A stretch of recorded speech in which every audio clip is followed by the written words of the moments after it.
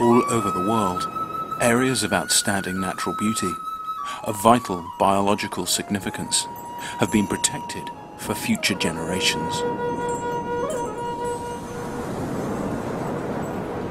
On land, we have successfully set aside huge wilderness areas. Approximately 11% of terrestrial Earth has some level of protection. But in the sea, we are lagging far behind.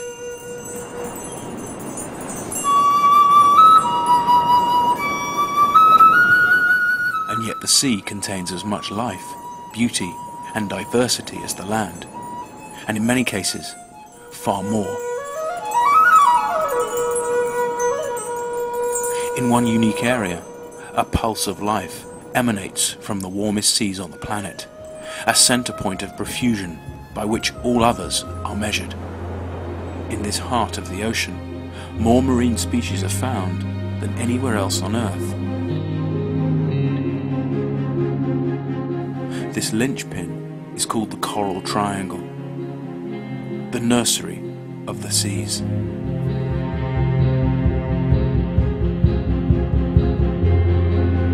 Coral Triangle, the name actually is a biological area considered the most diverse marine area in the world, where you have over 600 species of coral reefs, where you have the most diverse number of reef fishes in the world. So basically the Coral Triangle is the center of the biodiversity. As you move farther away from it, the lesser are the number of organisms.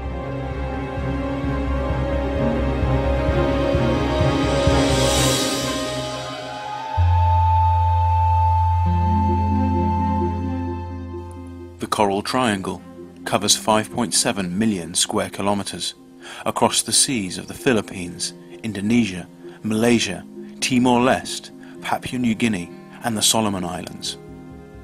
It contains 75% of all coral species known to science, more than 3,000 species of fish, migrating whale sharks and manta rays, and many species of turtle, dolphins and whales.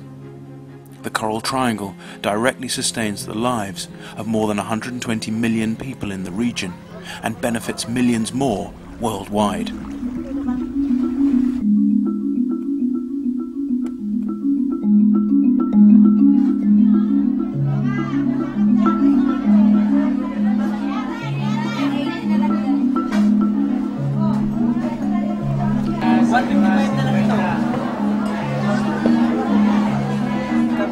This biodiversity is acts as the natural capital of the people living here. So it generates a lot of livelihood from fisheries, from tourism, and so on.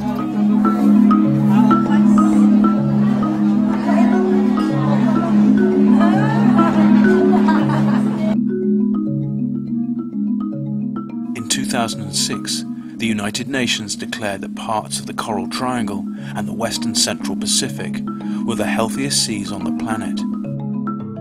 Every other having been the subject of massive and in many cases catastrophic overexploitation. Well, it is still the healthiest so far, but they are showing signs of depletion.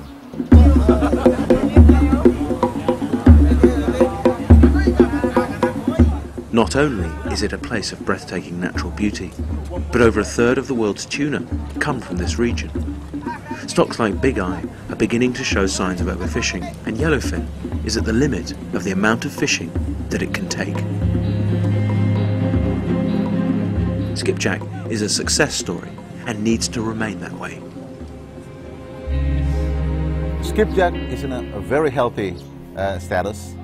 I believe that scientific evidence suggests that it is probably 20% above the maximum sustainable levels right now, so it's pretty healthy. Although in certain areas like Philippines and certain areas in Indonesia, you see signs of local overfishing.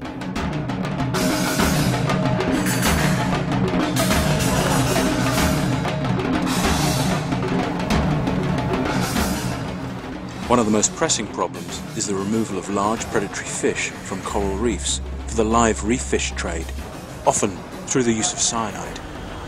These are fish which are associated with coral reefs generally, and they can be kept alive readily in tanks, and if they're live they get a higher price on the market. So this became quite a lucrative trade.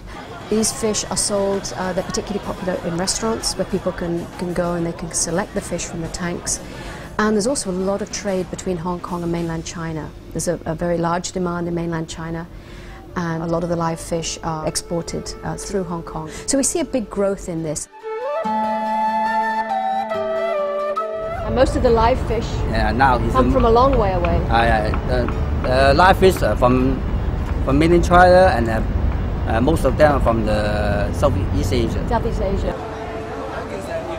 We have fish which are coming from the fisheries of communities in many places where fisheries is really important, but they either don't have the knowledge or capacity to manage their own particular fisheries, and yet they depend on the sea. Many communities use them for food or use them for local sale. When you begin to undermine the very food security of some of these communities where the live fish are sourced.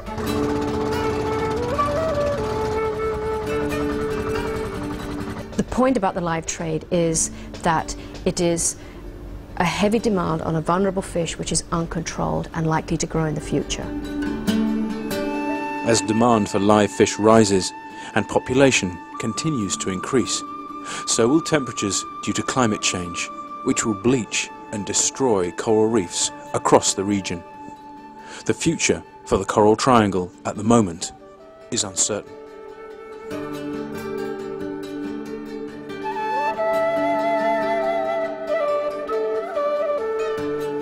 But already change is beginning to take place.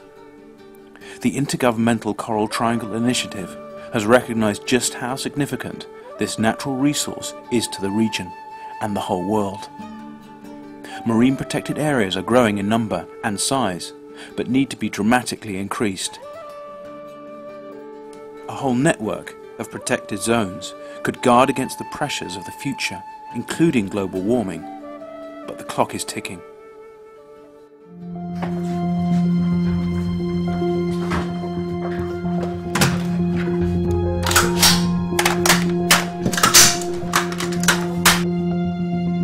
Many countries are beginning to create this network.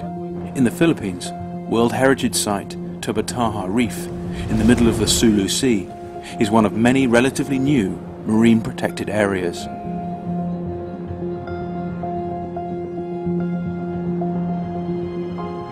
We are conducting a regular patrol against the illegal fishing, illegal entry, illegal poachers. 7 rangers live on top of the reef for 3 months at a time. We are very proud to be here, to be able to protect the whole, the entire Tubataha Reef. It's not difficult to be here for 3 months because we have some work here to be done. Once you assign here, you'll not get bored. We are securing one of the national marine parks. I decided long ago never to walk in anyone's shadows. If I fail, if I succeed, at least I live as I believe. No matter what they take from me, they can take away my dignity. The Coral Triangle is one place that we can start to protect before the most serious damage is done. We know from other fisheries that if you start taking out one particular component, whether it's the top trophic level or some other component, you affect the system. And very often you affect the system in negative ways.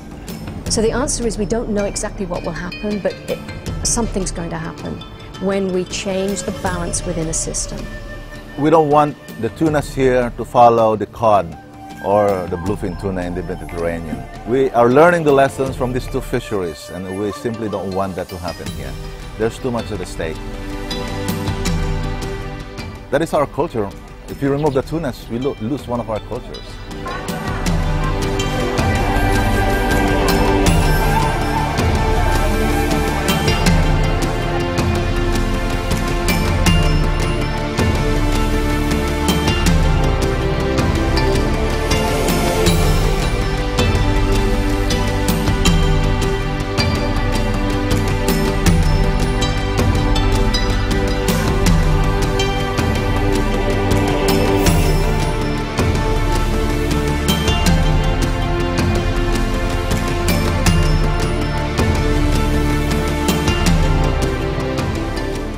areas where there is higher species diversity, those areas are more productive. If we compromise ecosystems by removing certain species, then there is evidence that that could compromise the productivity. To manage and conserve properly dito na stock so that we can have the sustainable harvest for the rest of our life.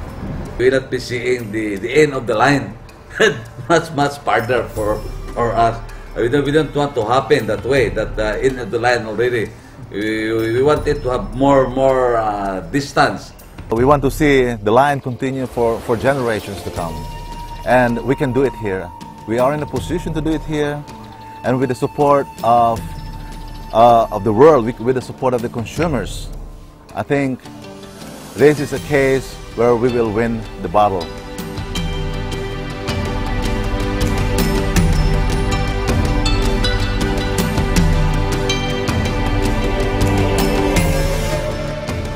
In some other places around the world, protection has come too late. WWF is working with partners to secure the future of the Coral Triangle, the crucible of marine biodiversity on the planet that supports the livelihoods of millions of people, the heart that pumps lifeblood into all of our seas.